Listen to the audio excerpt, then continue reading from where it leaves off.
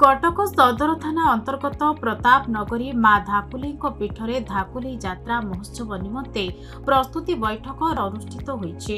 प्रताप नगरी ग्राम्य कमिटी उन्नयन कमिटीर सभापति प्रमोद कुमार स्वाई सभापतित्व में आयोजित कार्यक्रम में कटक सदर विधायक इंजीनियर प्रकाश चंद्र सेठी जोगदे यात्राटी को शांति श्रृंखला समापन करने आलोचना करथिले। धाकुली महोत्सव केउ आह्वान कर सठिक दृष्टांत दे पारना तेणु यही ठाकुरानी यात्रा महा आडंबर सहकार हेब। आज थिला प्रस्तुति बैठक। यही प्रस्तुति बैठक पुलिस प्रशासन एवं ग्रामर सब विशिष्ट व्यक्ति माने जोग देथिले।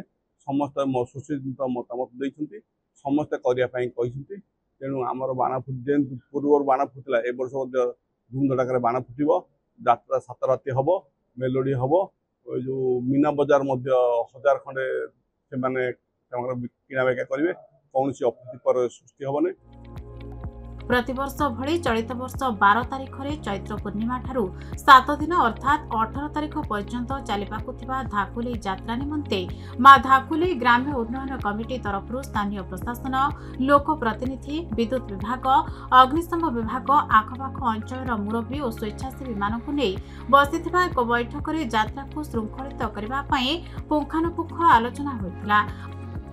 आज प्रथम थर करिके प्रस्तुत बैठक करागला। आमर धाकुली कमिटी सदस्य सब उपस्थित थे। एठी बुद्धिजीवी वार्ड बुद्धिजीवी थे, एठिकार कॉर्पोरेटर पूर्वतन कॉर्पोरेटर थे, सहित पुलिस प्रशासन ट्रैफिक प्रशासन थे। आलोचना कला कि शांति श्रृंखला व्यवस्था ट्रैफिक नियंत्रण किपरि करा सहित आमर रहिला आमर जो सुविधा पानी पीबार व्यवस्था किपरि हबो, प्रॉपर्ली सैनिटाइजेशन किपरि हबो ता व्यवस्था रहिला। लॉ ऑर्डर को हम स्ट्रिक्टली करबा सहित आ महोत्सव को किपरि आउरी बडंबर करा जेबो, केते कल्चरल एक्टिविटी गुरा करा जेबो ता आलोचना करागला। 12 मासरे 13 पर्व माँ को निकट में पालन हुए। से चैत्र पर्व ठाकुराणी सबुठारु बड़ महोत्सव। यह महोत्सव में लक्षाधिक लोकों समागम होता है। बाण यात्रा भावे परिचित धाकुली यात्रा पड़िया 500 ऊर्ध्व छोट बड़ दुकान को नहीं खोली थाए मीना बजार। कमिटीर संपादक प्रमोद कुमार बेहेरा यात्रा महोत्सव संपर्क में अतिथि मानकु सूचना देथिले। एही यात्रा सदर महोत्सव भाव में प्रसिद्धि लाभ करिछि। कटकरू आरित महापात्र रिपोर्ट, खबर ओडिशा।